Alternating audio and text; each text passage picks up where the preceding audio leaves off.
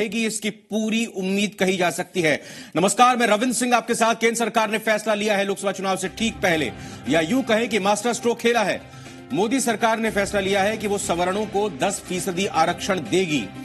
लोकसभा चुनाव से पहले सरकार ने बड़ा दांव खेला है। आर्थिक रूप से पिछड़ी हुई ऊंची जाति को रिझाने के लिए सरकार ने आरक्षण देने की घोषणा की है। सूत्रों के मुताबिक कैबिनेट ने आर्थिक रूप से पिछड़ी ऊंची जाति के लोगों को 10% आरक्षण को मंजूरी दे दी है। सूत्रों के मुताबिक इस आरक्षण का फायदा ऐसे लोगों को मिलेगा जिनकी सालाना कमाई 8 लाख रुपए से कम है। तो बड़ी बड़ी बातें यहां पर अब आपको इस आरक्षण के संबंध में बता दें। सबसे पहली बात यही कि मोदी कैबिनेट ने बड़ा फैसला लिया जिसकी किसी को भनक नहीं थी। यह लग सबको यही रहा था कि जिस तरह से 3 हिंदी हार्टलैंड बेल्ट में चुनाव बीजेपी की सरकार हारी थी, सत्ता उनको गंवानी पड़ी थी, तो मोदी कैबिनेट कोई बड़ा फैसला ले सकती है। फैसला अब आ गया है। लग रहा था कि किसानों को लेकर कुछ फैसला आएगा, अब उम्मीद इसको नहीं लेकर छोड़ दी चाहिए, लेकिन इस बीच आरक्षण को लेकर बड़ा फैसला है। अब इसके मायने क्या है, या यूं कहें कि फैसला लिया क्यों गया है। SC/ST एक्ट में संशोधन किया गया था। अदालत के फैसले को पलटा गया था जब केंद्र सरकार की तरफ से उसको लेकर कई जगह प्रदर्शन हुए थे। उसको लेकर नाराजगी अगड़ी जातियों की, सवर्णों की देखने को मिल रही थी। उस लिहाज से इस आरक्षण को देखा जा सकता है। लगातार मांग भी हो रही थी कि जो अगड़ी जातियां हैं, जो सवर्ण हैं, उनके जो पिछड़े उस वर्ग में जो आर्थिक रूप से कमजोर वर्ग है, आर्थिक रूप से जो कमजोर लोग हैं, उनको आरक्षण दिया जाना चाहिए। और इसको लेकर अब ये बात अभी मोटे तौर पर शुरुआती हिसाब से देखें तो 8 लाख से जिनकी सालाना आमदनी कम होगी, उन परिवारों को इसका आरक्षण का फायदा मिलेगा। अब एक चीज थोड़ा इतिहास में अगर जाना चाहे तो 1991 का वो वक्त भी याद कर लीजिए जब नरसिम्हा राव की सरकार केंद्र में आई थी, कांग्रेस की सरकार आई थी। उस दौरान भी यह आरक्षण का 10% आरक्षण का फैसला लिया गया था, लेकिन सुप्रीम कोर्ट में इसको, या कहें कि अदालत में इसको चुनौती दी गई। अदालत ने यह कहकर इस बात को खारिज कर दिया था कि चूंकि यह आर्थिक आधार पर आरक्षण दिया जा रहा है और आर्थिक आधार पर आरक्षण देने का कोई प्रावधान हमारे देश के संविधान में नहीं है। अब मौजूदा सरकार इससे कैसे निपटेगी, अब इसकी भी बात कर लेते हैं। मौजूदा सरकार इस मामले से इस तरह से निपटेगी क्योंकि संशोधन करना पड़ेगा संविधान में, और संशोधन करने के लिए चूंकि अभी संसद में सत्र चल रहा है, यहां संसद में जाकर संशोधन प्रस्ताव पेश किया जा सकता है। तेजस्वी यादव क्या कुछ कहना सुनते हैं। आर्थिक जो पिछड़े उनके लिए लागू किया गया है। देखिए, जहां तक मेरा मानना है, आरक्षण जो है आर्थिक स्थिति को सुधारने के लिए नहीं है। आरक्षण का प्रावधान बाबा साहब ने इसलिए किया था कि जो सदियों से जो वर्ण व्यवस्था जो कायम थी और जिस प्रकार से जो भेदभाव, छुआछूत जो हुआ करता था, जन भागीदारी की जहां तक बात थी, रिप्रेजेंटेशन होनी चाहिए ऐसे समाज में, back bencher of the society की, जहां एक बराबर के नजरिए से लोगों को एक अधिकार मिले, इसके वजह से ये आरक्षण प्रावधान किया था। आर्थिक स्थिति सुधारने के लिए आरक्षण नहीं है। आर्थिक स्थिति से अगर उसको ठीक करना था तो नरेंद्र मोदी जी को बोलते ना, भाई 15-15 लाख रुपए हर एक के खाते में डाल दीजिए, हर देश के हर लोगों को मिल जाता और 2 करोड़ नौजवानों को रोजगार दे देते। अगर आर्थिक स्थिति अगर सुधारनी होती तो। और जो जातीय जनगणना जो हुई है शैक्षणिक तौर पे, आपका आर्थिक तौर पे, जातीय तौर पे, वो जो है वो सामने रखना चाहिए था, जनगणना को सामने रखना चाहिए था। और जहां तक 85% जो लोग हैं उनको मात्र जो है, आप देखिएगा कि कितना कम आरक्षण है, बल्कि बढ़ना उनका चाहिए था। और जिस प्रकार से जो 50% जो है वो उसका लाभ कौन उठा रहा है, जो बाकी के जो 15% लोग हैं, 50% लाभ कौन उठाने का काम कर रहे हैं, वही लोग उठाने का काम कर रहे हैं। और किसको मिल रहा हुआ है? क्या ये चुनाव को देखते हुए किया गया है? हाँ, जो फैसला लिया गया है चुनाव को देखते हुए। अब अभी देखिए ना, अभी क्या है नहीं है, देखा जाएगा ना भाई किस हिसाब से। तो तेजस्वी यादव का बयान बहुत ही परिपक्व तरीके से सामने आया है और बहुत ही अलग अंदाज में, क्योंकि अभी तक जो विपक्षियों की प्रतिक्रियाएं सामने आ रही थी तो हर कोई इसको चुनाव के मद्देनजर लिया हुआ फैसला बताया जा रहा था। कोई इसको जुमलाबाजी कह रहा था, लेकिन तेजस्वी यादव ने एक लंबी लकीर खींच दिया और कह दिया है कि भाई आर्थिक है ही नहीं। और आरक्षण की बुनियाद ही इस वजह से नहीं हुई थी कि आर्थिक आधार पर आरक्षण दिया जाए, बल्कि आरक्षण तो सामाजिक संरचना को बराबर करने के लिए, समरसता की भावना पैदा करने के लिए किया गया था। और ये जो आरक्षण दिया गया है इसको कतई भी उस लिहाज से नहीं देखना चाहिए। रजनीश हमारे साथ लगातार बने हुए हैं। रजनीश, देखिए एक बड़ी लकीर यहां तेजस्वी यादव ने खींचती है। निश्चित तौर पे देखिए, अपने अपने हिसाब से इस मुद्दे को लेकर राजनीति हो रही है और अपने हिसाब से इस पर प्रतिक्रिया भी आ रही है। अगर बात करें तो अब चुनाव जो है बेहद करीब है और उसी के लिहाज से उठाया गया कदम जो विपक्ष है वो करार दे रहे हैं, जबकि सत्ता पक्ष के लोग इसकी तरफदारी कर रहे हैं और ये कह रहे हैं कि भाई जो समाज के सवर्ण गरीब तबके के हैं उन्हें आरक्षण मिलना चाहिए और पहले से इसकी वो वकालत कर रहे हैं। दरअसल प्रधानमंत्री नरेंद्र मोदी की छवि देखेंगे आम लोगों में बहुत सकारात्मक और अच्छा है ग्रास रूट लेवल पे। अभी जब हमने यहाँ पे दौरा किया है कई लोकसभा क्षेत्रों का, लेकिन कई सारे लोग जो हैं नीतियां उन तक नहीं पहुंच रही हैं, अधिकारियों अफसरों को लेकर कई सवाल खड़े कर रहे हैं। तो अब जबकि बिल्कुल 2-3 महीना से ज्यादा का समय नहीं है, उसके बाद अधिसूचना जारी हो जाएगी। एक बजट छोड़ दे तो सरकार के पाले में ऐसे ही 1-2 और कुछ काम करने को रह जाता है अगर वोट के लिहाज से देखें तो। और उस लिहाज से उठाया गया कदम विपक्ष सीधे तौर पे कह के निशाना साध रहा है, खासतौर पे आरजेडी सीधे सीधे निशाना साध रही है इस प्रकरण को लेकर। लेकिन जिस तरीके से ये पूरा मसला मामला है, पिछले दिनों भी देखे होंगे कि कई सारे जो साथ के लोग थे या फिर सामाजिक न्याय के जो अपने आप को कहने वाले लोग हैं, जो आरक्षण की बात करते थे, वो भी जो सवर्णों के जो आरक्षण की बात है। आपके पास रजनीश और चंदन भी मेरे साथ जुड़े हैं रांची से, लेकिन शाहनवाज हुसैन को सुनते हैं पहले। तो मोदी जी से क्या समझेंगे?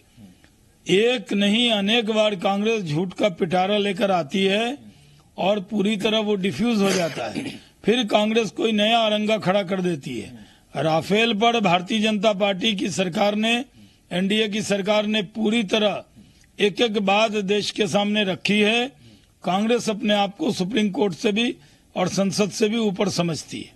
सर, सैलरी नहीं देने के लिए और उनको फोर्स किया जा रहा है कि वो अनिल अंबानी कंपनी में जाएं और वहां पर जहाज बनाएं, मदद करें उनकी, इस तरह का। ये पूरी तरह झूठ मिथ्या आरोप है एचएएल के बारे में।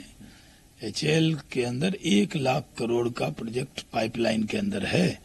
एचएएल देश को ताकत देने वाला संस्था है और उसमें कभी कोई दुश्वारी न आई है न आएगी। सर, सीबीआई जांच को लेकर एसपी बीएसपी ने अब हमला किया, उनका बीजेपी ने तोते के साथ गठबंधन। चंदन हमारे साथ जुड़े हुए रांची से, रजनीश भी हमारे साथ हैं। हम चंदन का ये रुख कर लेते हैं। चंदन, देखिए कुछ मोटी मोटी बातें अब निकलकर सामने आ रही हैं और जिन परिवारों की सालाना कमाई 8 लाख से कम है उन लोगों को इस आरक्षण का फायदा पहुंचेगा। और बाकी प्रतिक्रिया झारखंड से क्या आ रही है इस मायने में? तो रांची से हम जोड़ेंगे चंदन को अपने सहयोगियों, उनसे बात करेंगे। लेकिन देखिए एक बार फिर से जुड़ चुके हैं चंदन। चंदन, आवाज तो मेरी मिल गई होगी आपको, बताइए। बिल्कुल, झारखंड में अगर बात की जाए तो जिस तरह से मोदी कैबिनेट का ये बड़ा फैसला माना जा रहा है और लोग इसे जो सवर्णों को आरक्षण जिस तरह से और आर्थिक आधार पर जिस तरह से बातें आई है, 8 लाख से कम जिनकी आय होगी सालाना, तो जो लोग हैं इसे खास करके वो एक पॉजिटिव तौर पे ले रहे हैं। और कुछ लोग से मेरी बात हो रही थी, उनका कहना था कि सवर्णों को भी आरक्षण की जरूरत आज के दौर में थी, आर्थिक आधार पर ये आरक्षण निहायत जरूरी था। लेकिन साथ ही साथ ये बातें भी आ रही है कि जो टाइमिंग है, जिस तरह से जो समय पे ये कैबिनेट ने फैसला लिया है उसको मिशन 19 से चुनाव से जोड़कर ही, लोकसभा चुनाव से जोड़कर ही देखा जा रहा है। और कहीं ना कहीं लोग ये भी मान रहे हैं कि बतौर प्रधानमंत्री मोदी सरकार पे ये एक दबाव था कि 3 राज्यों में जिस तरह से जो नतीजे आए थे कांग्रेस के पक्ष में और किसानों का जिस तरह से कांग्रेस ने कर्ज माफी का ऐलान किया, उसके बाद से कहीं ना कहीं हमारे सहयोगी रवि त्रिपाठी यहाँ पर कुछ इस मामले में बात रख रहे हैं। आइए सुनते हैं उनको भी। चंदन, लौटता हूं आपके पास। हैरान करने वाला और जो विपक्ष के लोग हैं उनको परेशान करने वाला डिसीजन है, लेकिन बीजेपी के खेमे में हाँ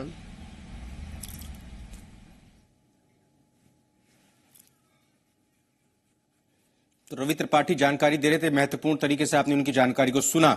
रवि त्रिपाठी क्या बोल रहे थे। चंदन भी हमारे साथ है, रजनीश भी हमारे साथ हैं। रजनीश से हम एक बार फिर से रुक करते हैं। रजनीश, मैंने जब भाई वीरेंद्र इस फैसले के तुरंत बाद हमारे साथ जुड़े थे तो यही सवाल किया था कि 2015 में सबसे बड़ा मुद्दा आरजेडी की तरफ से खासतौर पर बीजेपी के लिए यह बनाया गया था कि आरक्षण विरोधी है बीजेपी, आरक्षण को यह खत्म कर देंगे। लेकिन यहां बीजेपी ने उस बात को इतर तरीके से लाते हुए सवर्णों को भी आरक्षण देने का ऐलान कर दिया। बिहार पर क्या असर आप यहां पर पड़ता हुआ देखते हैं इस आरक्षण को लेकर?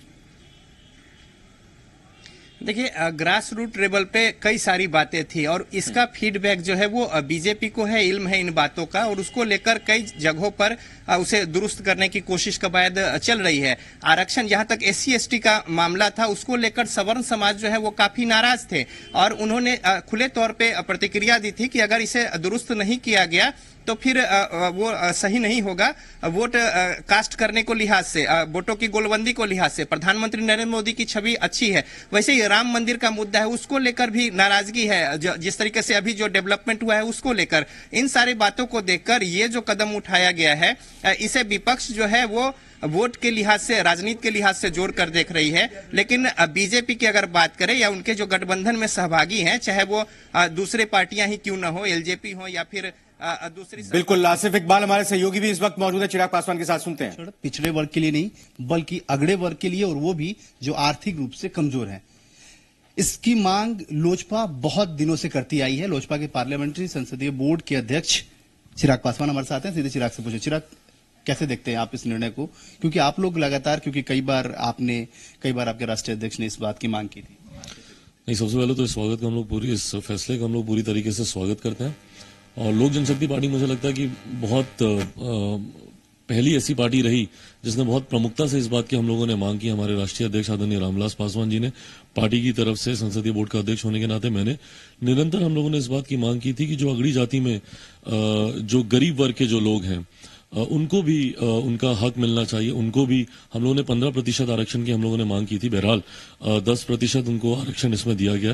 लोक जनशक्ति पार्टी इसका स्वागत करती है और जो आरक्षण का जो मूल ढांचा है उसको उसी तरीके से बरकरार रखते हुए ये एक बहुत बड़ी बात है, क्योंकि इसमें कुछ लोग कहीं आगे जाके भ्रम फैलाने का प्रयास करेंगे। बट इस बात को मैं बहुत प्रमुखता से क्लियर करना चाहता हूं कि जो एग्जिस्टिंग जो स्ट्रक्चर है उसको उसी तरीके से बरकरार रखते हुए जो SC STs OBCs को जिस तरीके से आरक्षण अभी तक मिलता है वो उसी तरीके से उसको बरकरार रखते हुए अब अगड़ी जातियों को में से जो गरीब लोग हैं उनको अलग से 10% आरक्षण देने की जो इश्यूज के लिए JDU ने जो अपनी बातें हमेशा JDU कहती आ रही है, या JDU और भाजपा के गठबंधन के लंबे एक साथ रहा है, उस पर उन्होंने बातें कही हैं।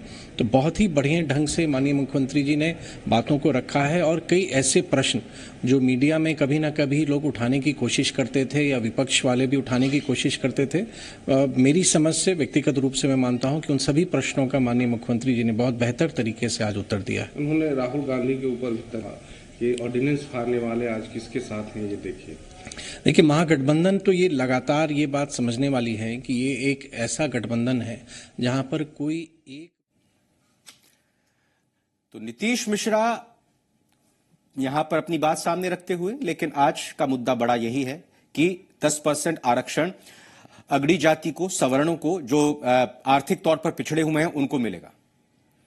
और अब आरक्षण मिलेगा किसको? आरक्षण का फायदा किसको होगा? जिनकी 5 हेक्टेयर से कम खेती की जमीन है या जिनकी सालाना आमदनी 8 लाख से कम है, जिन परिवारों की, या फिर 1000 वर्ग फुट से कम का जिनका मकान है। देखिए, ये बातें निकलकर सामने आएगी, यानी कि आर्थिक रूप से उनको कमजोर माना जाएगा। कस्बों में 200 गज जमीन वालों को नहीं मिलेगा आरक्षण। शहरों में 100 गज जमीन वालों को 8 लाख रुपए सालाना से कम आमदनी है तो आरक्षण मिलेगा।